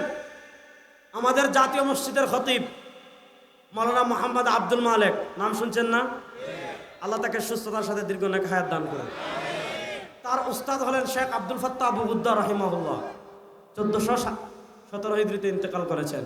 তার উস্তাদ শেখ আব্দুল ফাত্তাহ আবু গুদ্দা আল্লামা জাহিদ কাউসারি রহমতুল্লাহ আলাইহি, আল্লামা জাহিদ কাউসারি রহিমাহুল্লাহ 1371 হিজরিতে ইন্তেকাল করেছেন। আল্লামা জাহিদ কাউসারি রহিমাহুল্লাহর লেখা মাকালা সমগ্র আছে, রচনা সমগ্র, আরবি নাম হলো মাকালাতুল কাউসারি। এই মাকালাতুল কাউসারির ভিতর আল্লামা জাহিদ কাউসারি রহিমাহুল্লাহ একটা মাকালা লিখেছেন, যে মাকালার নাম হলো হুকম মুহাওয়ালাতি ফসলিদ্দিন আনিদ দৌলা। যে মাকালার নাম হলো হুকম মুহাওয়ালাতি ফসলিদ্দিন আনিদ দৌলা। ধর্ম আলাদা, রাষ্ট্র আলাদা, এই কথা বলার বিধান। উনি বলেছেন ফাল মুসলিম ইদা তালাবা বিমিসলি যালিকা বিসালামাতি আকলি। কোন মুসলমান যদি সুস্থ মস্তিষ্কে, মনোযোগ, কোন মুসলমান যদি সুস্থ মস্তিষ্কে জেনে শুনে এই কথা বলে ধর্ম আলাদা, রাষ্ট্র আলাদা। মনোযোগ, মনোযোগ, মনোযোগ। কোন মুসলমান যদি জেনে শুনে সুস্থ মস্তিষ্কে রাজনীতির নামে, নেতার চামচামির নামে, নেত্রীর চামচামির নামে, ভারতের দালালির নামে, আমেরিকার দালালির নামে, আধুনিকতার নামে, স্মার্ট ইসলামের নামে, যেই নামে কোন মুসলমান এই কথা বলবে যে ধর্ম আলাদা, রাষ্ট্র আলাদা, এই কথা বলতে দেরি, সে মুরতাদ হতে দেরি না, তার ঈমান থাকবে না। আপনি নামাজ পড়বেন আর বলবেন রাষ্ট্রে ইসলাম লাগবে না। আপনি রোজা রাখবেন, বলবেন বিচার ব্যবস্থা ইসলাম লাগবে না। আপনি নামাজ পড়বেন, বলবেন সংবিধানে ইসলাম লাগবে না। আপনি নামাজ পড়বেন, বলবেন অর্থনীতি লাগবে না, বর্ণামি চলবে না। নামাজে যেমন ইসলাম লাগবে, রাষ্ট্র পরিচালনায় তেমন ইসলাম লাগবে। তাহলে বলেন রাষ্ট্র পরিচালনা কেমনে হবে? ইসলামে আছে না নাই? জোরে বলেন না। রাষ্ট্র ভাই আপনারা একটু বসেন না কেন? এত বলতেছি ভাই, একটু যে যেখানে আছেন আল্লাহর ওয়াস্তে বলতেছি বসেন। আল্লাহর ওয়াস্তে বলে একটু বসে যান ভাই। আমার না দেখলে কিছুই হবে না। এই যে আমাকে এত বড় পিছনে এলইডি স্ক্রিন দিছে, আমাকে তো দেখাই যায় এখানে। একটু বসেন ভাই, আপনি বসেন ভাই। আয় আল্লাহ, আল্লাহ আমাদের সবাইকে, ভাই সবাই দুরূদ শরীফ পড়ি। আল্লাহুম্মা সাল্লি আলা মুহাম্মাদ ওয়া আলা আলি মুহাম্মাদ সাল্লি আলাল হাবিব। ভাই সবাই রাসূল সাল্লাল্লাহু আলাইহি ওয়াসাল্লামের উপর দুরূদ শরীফ পড়েন, সব ঠিক হয়ে যাবে ইনশাআল্লাহ। এবার সবাই আমার দিকে তাকান। তাহলে কেউ যদি বলে ধর্ম আলাদা, রাষ্ট্র আলাদা, তার ঈমান আছে না গেছে? জুড়ে বলেন। কেউ যদি জেনে শুনে এই কথা বলে ধর্ম আলাদা, রাষ্ট্র আলাদা, তার ঈমান আছে না গেছে? গেছে। এবার আসেন পরের প্রশ্নে যাই। আমাদের বাংলাদেশের বয়স 54 বছর হয়েছে। আমি গত বছর চট্টগ্রামে আমার বক্তব্যে বাংলাদেশের সব শাহবাগীদেরকে 1 কোটি টাকার চ্যালেঞ্জ দিয়েছিলাম। যে কি চ্যালেঞ্জ? আমাদের মুক্তিযুদ্ধের চেতনা কখনো ধর্মনিরপেক্ষতা ছিল না। বলেন, আমাদের মুক্তিযুদ্ধের চেতনা কখনো ধর্মনিরপেক্ষতা ছিল না। জোরে বলেন, জোরে বলেন, যুবকরা বলেন, আমাদের মুক্তিযুদ্ধের চেতনা কখনো ধর্মনিরপেক্ষতা ছিল না। আমাদের মুক্তিযুদ্ধের চেতনা ছিল 3টা। কি? যখন মুক্তিযুদ্ধ চলে, মুক্তিযুদ্ধ শুরু হয়েছে 26শে মার্চ আর 10ই এপ্রিল, মানে মুক্তিযুদ্ধ শুরু হওয়ার 14 দিন পরে স্বাধীনতার ঘোষণাপত্র জাতির উদ্দেশ্যে পেশ করা হয়েছিল চুয়াডাঙ্গার মুজিবনগর থেকে। সেখানে বলা হয়েছিল 3টা চেতনাকে বাস্তবায়ন করার জন্য আমরা মুক্তিযুদ্ধ করব। 1 নম্বর সাম্য, 2 নম্বর মানবিক মর্যাদা, 3 নম্বর সামাজিক সুবিচার। সাম্য, মানবিক মর্যাদা, সামাজিক সুবিচার, এই 3টা মূলনীতিকে সামনে রেখে আমরা মুক্তিযুদ্ধ করব। যখন মুক্তিযুদ্ধ চলে তখন মুসলমানদেরকে বলেছে মুক্তিযুদ্ধের চেতনা 3টা: সাম্য, মানবিক মর্যাদা, সামাজিক ন্যায় বিচার। এই 3 চেতনাকে সামনে রেখে আমাদের দেশে মুক্তিযুদ্ধ হলো। 16ই ডিসেম্বর দেশ স্বাধীন হলো। দেশ স্বাধীন হয়েছে 71 ডিসেম্বরে। 72-এ আমাদের দেশে একটা সংবিধান লেখা হয়েছে। মনোযোগ, এই সংবিধান বাংলাদেশে বসে লেখা হয় নাই, এই সংবিধান লেখা হয়েছে ভারতে। ভারতে বসে যে 72-এর সংবিধান, এই সংবিধানে ইসলাম বিরোধী যা কিছু আছে কোনো কিছু আমরা মানি না। হিসাব সহজ। সংবিধান বড় না ঈমান বড়? বলে না সংবিধান বড় না ঈমান বড়? আপনি সংবিধানের দোহাই দিয়ে ইসলাম বিরোধী আইন করবেন, এই তামাশা বাংলাদেশে আর চলবে না ইনশাআল্লাহ। এই 72-এর সংবিধানে বলল আমাদের মুক্তিযুদ্ধের চেতনা 4টি: বাঙালি জাতীয়তাবাদ, সমাজতন্ত্র, ধর্মনিরপেক্ষতা, গণতন্ত্র। এই 4টা চাপিয়ে দিল। 54 বছর বাংলাদেশের রাষ্ট্র পরিচালনা হয়েছে আব্রাহাম লিঙ্কনের আদর্শ দিয়ে। বাংলাদেশের অর্থনীতি পরিচালিত হয়েছে পুঁজিবাদ দিয়ে। বাংলাদেশের বিচার ব্যবস্থা পরিচালিত হয়েছে ব্রিটিশের আইন দিয়ে। বাংলাদেশের শিক্ষা ব্যবস্থা পরিচালিত হয়েছে ব্রিটিশের আইন দিয়ে।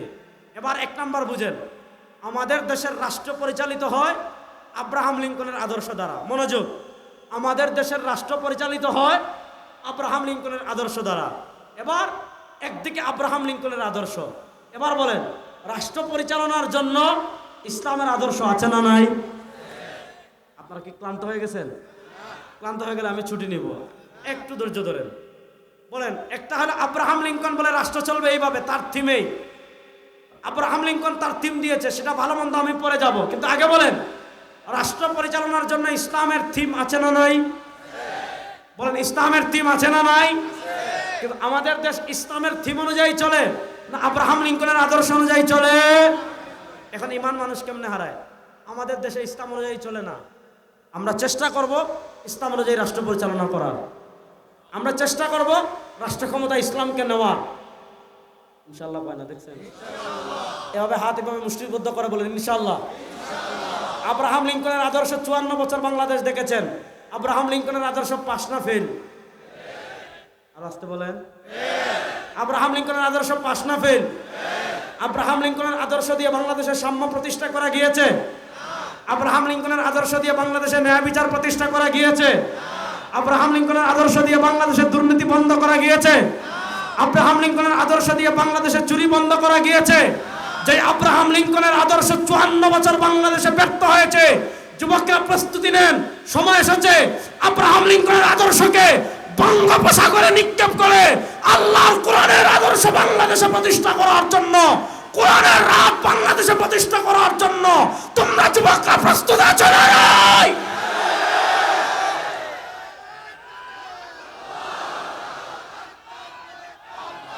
শুনেন এই দিনাজপুরের মুসলমান শুনেন, এখন মানুষ যদি আপনি সুশীল হন, সুশীল বুঝছেন, আপনি বললেন হুজুর ধর্ম নিয়ে বাড়াবাড়ি করবেন না, আমরা গণতন্ত্রে বিশ্বাসী।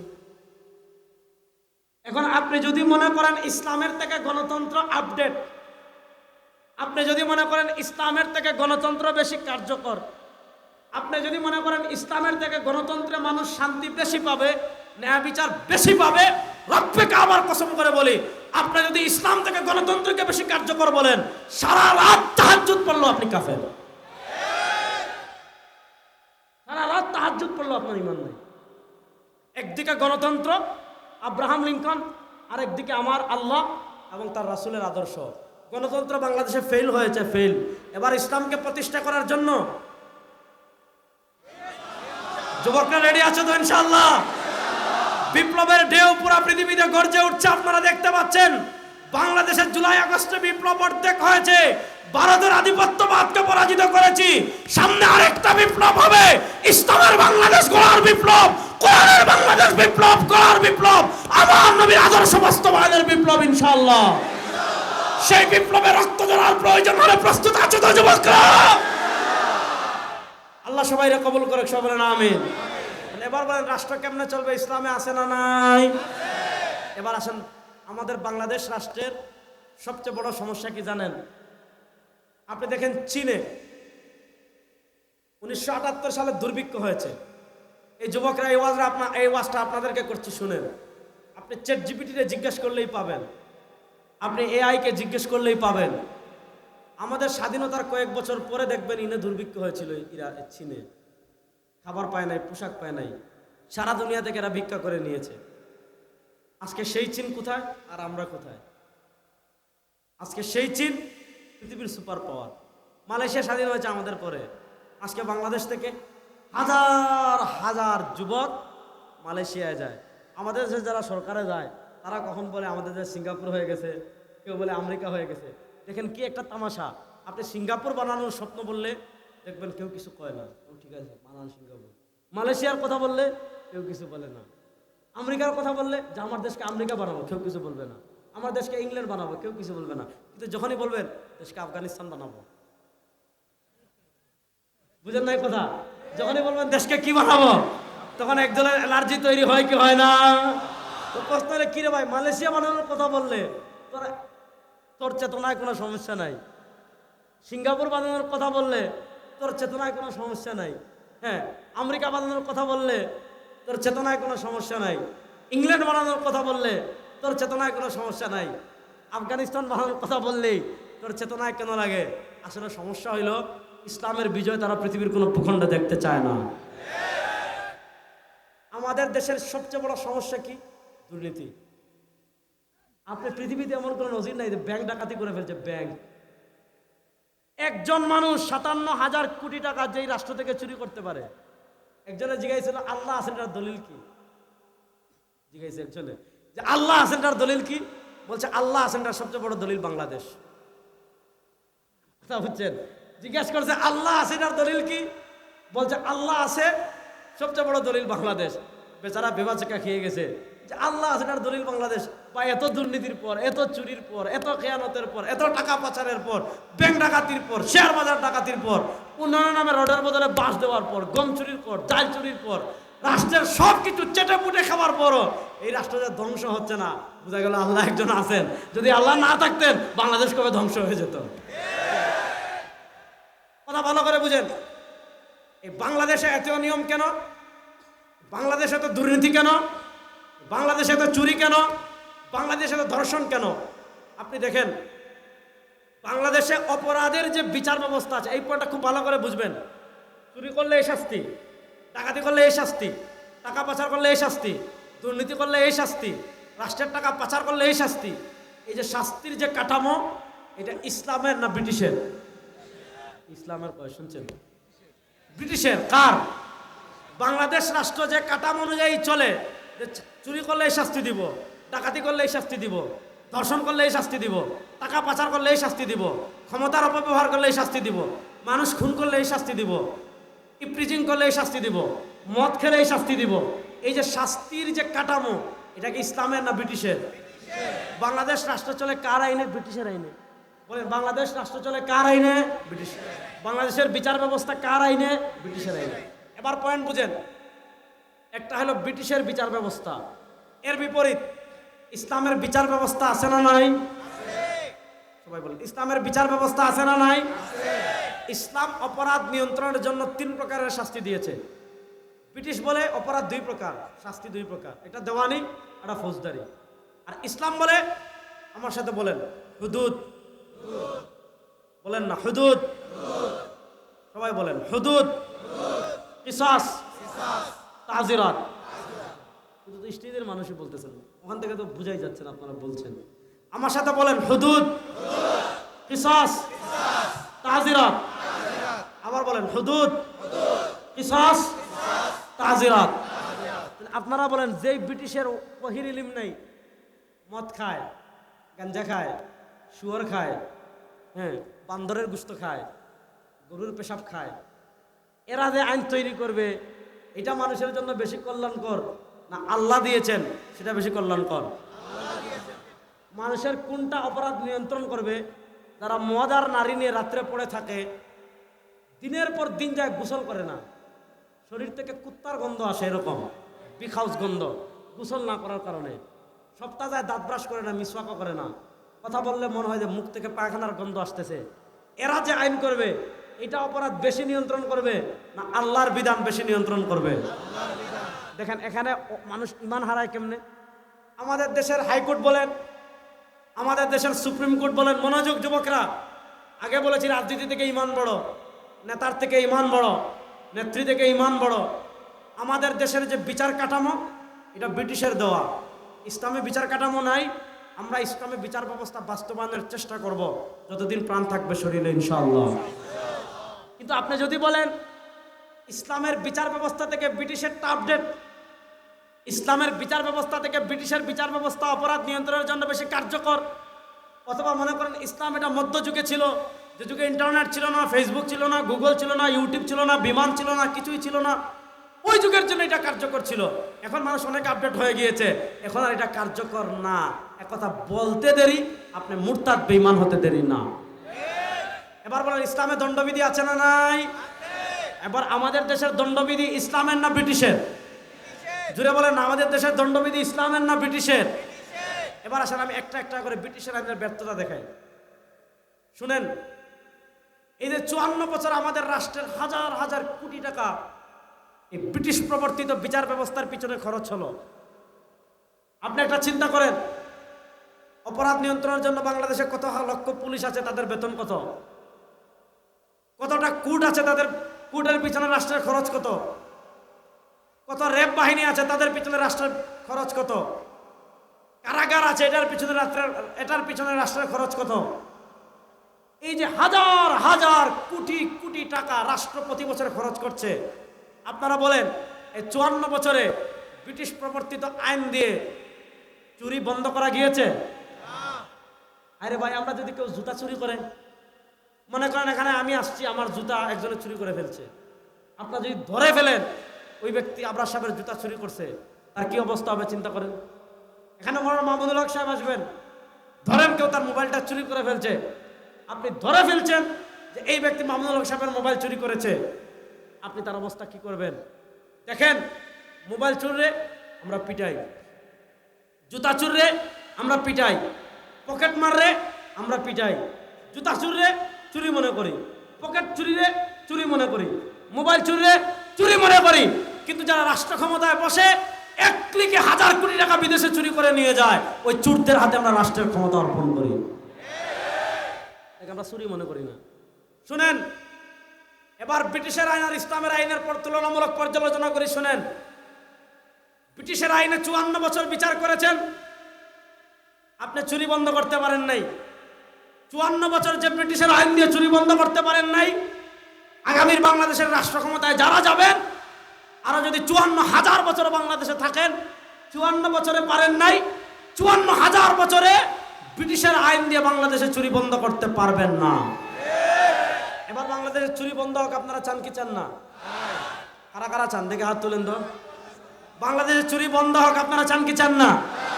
আমাদের দেশের অর্থনীতি দাঁড়িয়ে আছে দুটা জিনিসের উপর, এটা রেমিটেন্স। আমাদের প্রবাসীরা মাথার গাম পায়ে ফেলে টাকা কামায়, ব্যাংকে পাঠায়।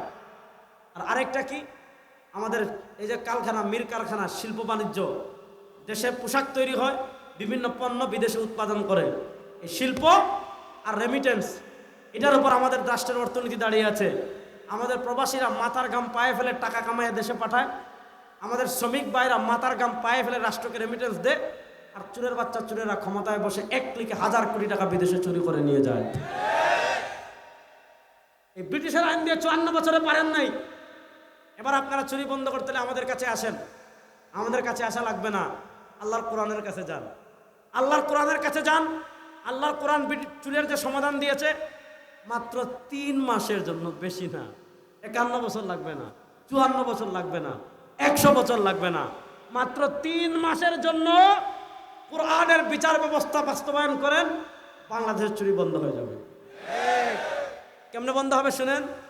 ইসলাম বলে আস-সারিকু ওয়াস-সারিকাতু, মনোযোগ যুবকরা আছেন তো আমার সাথে? ইসলাম বলে আস-সারিকু ওয়াস-সারিকাতু ফাকতাউ আইদিয়াহুমা জাযাআম বিমা কাসাবা। ও পেটের দায়ে খাবার পায় নাই, হন্য হয়ে চুরি করে ফেলছে, তার ইসলাম হাত কাটার কথা বলে না।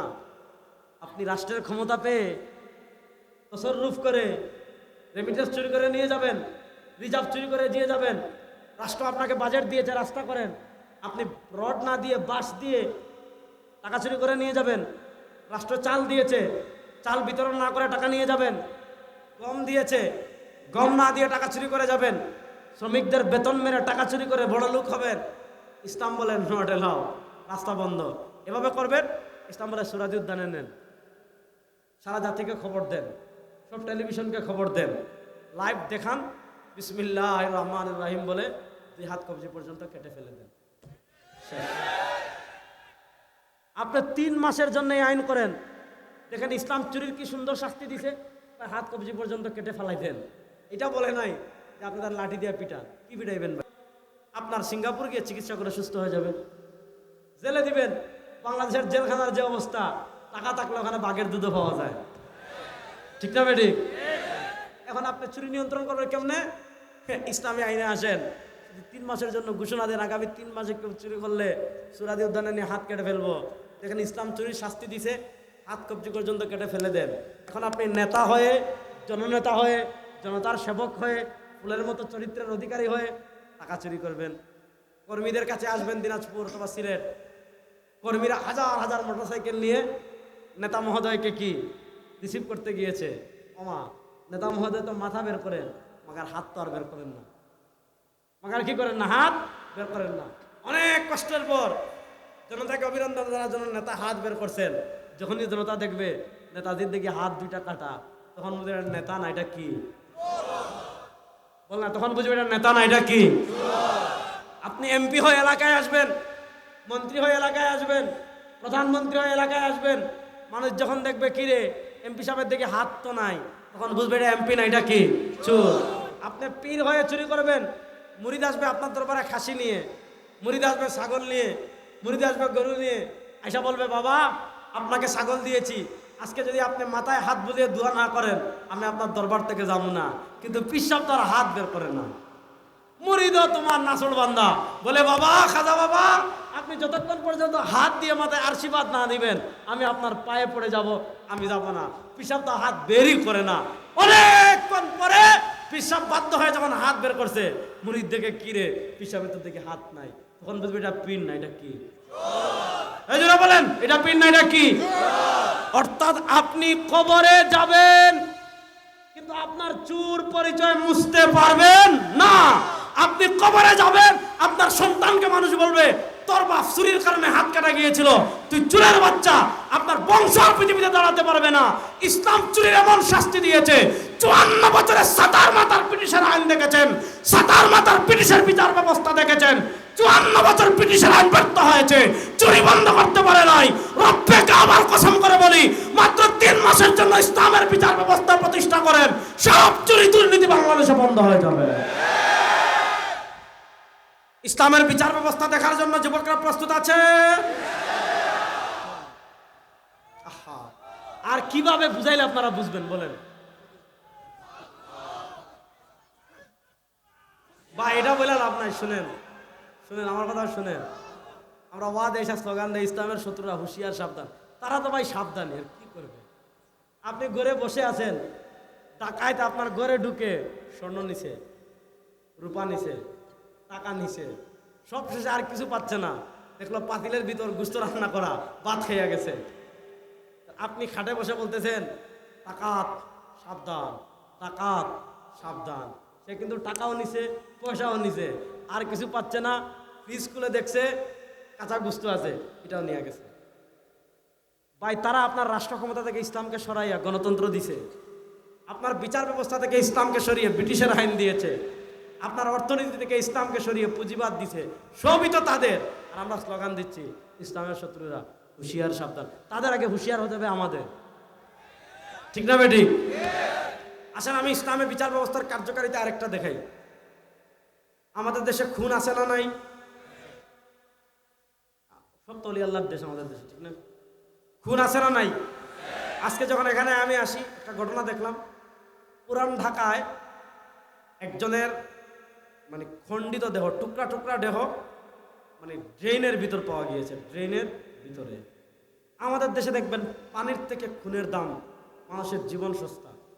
ব্রাহ্মণবাড়িয়া কিছুদিন আগে দেখেছেন টর্চ লাইট মারাকে কেন্দ্র করে মারামারি হয়ে গেছে, খুন। একজনের টর্চ লাইট মারছে, আরেকজনের মুখে পড়ে গেছে, বুঝলেন নাই? হেই কত বড় সাহস রে, আমার মুখে টর্চ লাইট মারছে, দেখা গেছে হাঙ্গামা। আমাদের দেশের রাস্তায় লাশ দেখবেন, পাহাড়ে লাশ দেখবেন, নদীতে লাশ দেখবেন, মসজিদে লাশ দেখবেন, বাজারে লাশ দেখবেন, মার্কেটে লাশ দেখবেন, রাজনীতিতে লাশ দেখবেন, লাশ আর লাশ। এমন কোনো দিন নাই বাংলাদেশে খুন হয় না। অথচ ইসলামের সবচেয়ে ভয়ঙ্কর যে অপরাধ সেটা হলো খুন। এবার বলেন এই যে এত আর্মি, এত বিজিবি, এত র্যাব, এত পুলিশ, এত কারাগার, এত হাইকোর্ট, এত সুপ্রিম কোর্ট, এত বিচার, এত কিছু, আমাদের দেশে খুন বন্ধ হয়েছে? ধর্ষণ বন্ধ হয়েছে? আমাদের দেশে খুন খুন পর্যন্ত গেছে। মানে খুনের ব্যাপারে মানুষ কি পরিমাণ উদাসীন। আর্জেন্টিনা খেলতেছে, ব্রাজিল খেলতেছে, এগুলো আমাদের দেশ থেকে হাজার হাজার মাইল দূরে। আমাদের বাংলাদেশ না খেলে, না বাংলাদেশে খেলা হয়, না বাংলাদেশের প্লেয়াররা যায়। খেলা হয় 1000 মাইল দূরে, খেলে হাজার হাজার 2 মাইল রাষ্ট্রে। কিন্তু দেখা যাচ্ছে 2022 সালে যখন বিশ্বকাপ হয়, ব্রাজিল আর্জেন্টিনার খেলা নিয়ে বাংলাদেশে মারামারি করে মারা গেছে 22 জন। কয়জন? আল কাতিল ওয়াল মাকতুল কিলাহুমা ফিন্নার। যে মারছে সেও জাহান্নামী, যে মরছে সেও জাহান্নামী, 2 জন জাহান্নামী। তাহলে প্রশ্ন হলো, আমাদের দেশে খুন এত সস্তা হলো কেন? যে ব্রাজিল আর্জেন্টিনা নিয়ে পোলাপাইন মার করে মারা যায়, খুন এত সস্তা হলো কেন? পাকিস্তান ভারতের ম্যাচ নিয়ে মারামারি করে মারা যায়, কারণ হলো খুনের যে ন্যায় বিচার, আমাদের দেশে সেই ন্যায় বিচার নাই। ব্রিটিশ প্রবর্তিত খুনের মামলার বিচার কি? ব্রিটিশ বলে আপনার ভাই খুন হয়েছে, আপনার বোন খুন হয়েছে, আপনার বাপ খুন হয়েছে, আপনার মা খুন হয়েছে, ব্রিটিশ বলে আপনি থানায় মামলা করতে যান। এখন দেখা যায় যে খুন করেছে সে যদি সরকার দলের হয়, থানা অনেক সময় মামলাও নিতে চায় না। এগুলো আমাদের দেশে আসে না নাই? এই স্বজনপ্রীতি আমাদের দেশে আসে না নাই? আবার কেউ যে ক্ষমতায় আছে তার পক্ষের যদি না হয়, দেখা যায় তার নামে এমনিতে মামলা দিয়ে দেয়। এদের তামাশা আমাদের দেশে আসে না নাই? এটা ব্রিটিশের বিচার ব্যবস্থা। কিছুদিন আগে আমার নামে মামলা দিয়েছে। কি মামলা? আমি জঙ্গি মামলা দিয়েছে, এই 2 মাস আগে। কি মামলা? যে রেজাউল করিম আবরার সাহেব যুবকদেরকে প্রস্তুত করতেছে সে পাকিস্তানে গিয়ে টিটিপির সাথে জিহাদের যোগ দিবে। আমার কথা, ওটা বাংলাদেশি তো আমরা আবাদ করতে পারতেছি না, আগে নিজের দেশে ইসলাম প্রতিষ্ঠা করবো, তার না হলে অন্য দেশে যাবো। আমার দেশ তুই আমি ওই দেশে যাবো? ঠিক আছে, মামলা দিল, আমি 3 নম্বর জঙ্গি। ঠিক আছে, দিল। মানে ব্রিটিশ প্রবর্তিত বিচার ব্যবস্থা আমি বুঝাচ্ছি। বাংলাদেশের একজন উপদেষ্টা আমাকেও ডাকলেন সচিবালয়, আর যে মানে আইও মামলা দিছে তারেও ডাকলেন। সে যে আমি এটাও জানে না, ও আগে গেছে, পরে আমি গেছি। আমাকে দেখে সে জড়াই ধরতেছে, হুজুর আপনার বক্তব্য কিন্তু ইউটিউবে আমি শুনি। বুঝেন নাই? যে আমার নামে মামলা দিছে, হুজুর আপনার বক্তব্য কিন্তু আমি ইউটিউবে শুনি। উপদেষ্টা স্যার বললেন, আপনি তো ওনাকে চিনেনি, বললেন উনি কোন দল করে তাও জানেন, উনি ইসলামী আন্দোলন করে তাও জানেন, হ্যাঁ উনি কি বক্তৃতা করে তাও জানেন, ওনার ভীষণ কি তাও জানেন, ওনাকে জঙ্গি মামলা দিলেন কেন? স্যার আমি তো দেই নাই, এটা উপরের নির্দেশ, উপর থেকে দিচ্ছে। এটা হলো ব্রিটিশের আইন। এরকম তামাশা আমাদের দেশে আছে না নাই? আল্লামা মামুনুল হক সাহেব আসতেছেন, তার নামে কি মামলা দিয়েছে জানেন? তিনি নয়া পল্টনে একজন ভ্যান চালকের মোবাইল চুরি করেছেন। আমাদের চরমনার বিশ্বাস মুফতি সৈয়দ মোহাম্মদ রেজাউল করিম, তার নামে কি মামলা দিয়েছিল? তিনি বরিশালে একজন সবজি বিক্রেতার 5000 টাকা চুরি করেছে। এগুলো হলো ব্রিটিশ প্রবর্তিত আইন। এই তামাশা বাংলাদেশে চলুক, এটা আপনারা চান? যুবকরা আওয়াজ দাও, এই তামাশা বাংলাদেশে চলুক আপনারা চান? এই স্বজনপ্রীতির বিচার বাংলাদেশে বুড়িগঙ্গায় নিক্ষেপ হোক, এটার পক্ষে তোমরা আছো না? ব্রিটিশ বলে আপনি মামলা দিবেন, তামাশা করবেন, মামলা দিয়ে কাম শেষ না। ব্রিটিশ বলে থানায় মামলা দেন, তারপর কোথায় যান? দিনাজপুর কোর্টে যান। কোর্টে গেলেই কি লাগে? বলে না কি লাগে? এবার বিচারক বলবে আগামী 10 তারিখ শুনানি হবে, 10 তারিখ শুনানি হবে। মামু উকিল ধরেন, মামু উকিলের পিএস রে, মামু সাক্ষী আনেন, মামু 1 মাস যায়, শুনানি করে 5 মাসের জন্য শুনানি স্থগিত করা হইল। 10 বছর যায়। আমাদের বাংলাদেশে এরকম আসামি আছে 20 বছর আগে খুন করেছে, এখনো রায় বাস্তবায়ন হয় নাই, কারাগারে আছে। জোর ভাই এরকম আসামি আছে না নাই? ব্রিটিশ প্রবর্তিত আইন বলে 20 বছর যাবে, 22 বছর যাবে, মাগার আপনার জুতা ক্ষয় হয়ে যাবে। আপনি প্রথম দিনাজপুর, তারপর হাইকোর্টে, তারপর সুপ্রিম কোর্টে ঘুরতে ঘুরতে ঘুরতে ঘুরতে আপনার জুতা ক্ষয় হয়ে যাবে, মাগার রায় বাস্তবায়ন হবে না। 5 বছর যায়, রায় বাস্তবায়ন হয় না। 10 বছর যায়, রায় বাস্তবায়ন হয় না। 30 বছর যায়, রায় বাস্তবায়ন হয় না। বেচারা বলবে কিরে, বাইরে হারাইলাম, বাপরে হারাইলাম, টাকাও হারাইলাম, পয়সাও হারাইলাম, এখন দেখছি জমি জমা বিক্রি হয়ে যাচ্ছে। আর দুনিয়ার একটা বাস্তবতা কি জানেন? আপনার যখন কবরে ঘাস উঠে যাবে, আপনার হাড্ডি গুস্ত চর্বি যখন মাটির সাথে মিশে যাবে, আপনার আত্মীয় স্বজন আর আপনাকে মনে রাখবে না। যখন আপনার ভাই দেখবে, আপনার সন্তান দেখবে, বাপরে তো আর পাবো না, এখন বিচারের যে অবস্থা, বাড়িগুলা বিক্রি করা লাগবে। বলবে ধর, বাপরে তো আর যখন পাবো না, আর খবর নাই, এখন সে আর খবর নেয় না। এদিকে যে খুন করেছে তার তো প্রিয় অভিভাবক আছে, সে দুর্নীতি করে 1000 কোটি টাকা কামিয়ে ফেলেছে, ঘুষ দিয়ে 10-12 বছর পরে চুপ করে জামিন নিয়ে বের হয়ে যায়। এরকম নজির আমাদের দেশে আছে না নাই? এটা হলো ব্রিটিশের বিচার ব্যবস্থা। ব্রিটিশের বিচার ব্যবস্থার মৌলিক ত্রুটি কোথায়? ব্রিটিশের বিচার ব্যবস্থার মৌলিক ত্রুটি হলো বিচার কার্যকারিতা দেরি হয়। আমাদের দেশে এত খুন, আর ইসলাম কি বলে? ইসলাম বলে আজকে রাত্রে খুন করেছে। হুজুর চলে আসছেন? মাশাআল্লাহ, হুজুর চলে আসলেই আমি ছাড়বো। হ্যাঁ, হুজুর আসে নাই, তাহলে একটু শুনবেন। আমি এটা বলে একটু শুনবেন তো ইনশাআল্লাহ। ব্রিটিশ বলে বিচার বাস্তবায়ন হতে 25 বছর, আর ইসলাম বলে আজকে রাত্রে খুন করেছেন, যদি ফজরের আগে প্রমাণিত হয়ে যায়। ভাই বসেন, আপনারা বসেন, মোটামুটি করে হুজুর আসলে আমি ছাড়বো। বসেন বসেন। ইসলামের বিচার ব্যবস্থা হলো প্রমাণ হওয়ার সাথে সাথে আপনি যেইভাবে খুন করেছেন আপনাকে ওইভাবে খুন করা হবে। মনে করেন আপনি আরেকজনের মাথা ফাটাইছেন, ইসলাম বলে পরের দিন আপনার মাথা ফাটানো হবে। আপনি আরেকজনের দাঁত ভেঙেছেন, ইসলাম বলে আপনার দাঁত ভেঙে দেওয়া হবে। আপনি আরেকজনের চোখ নষ্ট করেছেন, ইসলাম বলে আপনার চোখ নষ্ট করে দেওয়া হবে। এই 54 বছর ব্রিটিশের আইনে বিচার করে খুন বন্ধ করতে পারেন নাই, চাঁদাবাজি বন্ধ করতে পারেন নাই, সন্ত্রাসী বন্ধ করতে পারেন নাই, ধর্ষণ বন্ধ করতে পারেন নাই। রব্বে কাবার কসম করে বলি, মাত্র 3 মাসের জন্য ইসলামের বিচার ব্যবস্থা প্রতিষ্ঠা করেন, ইনশাআল্লাহ খুন বন্ধ হয়ে যাবে। ইনশাআল্লাহ খুন বন্ধ হয়ে যাবে।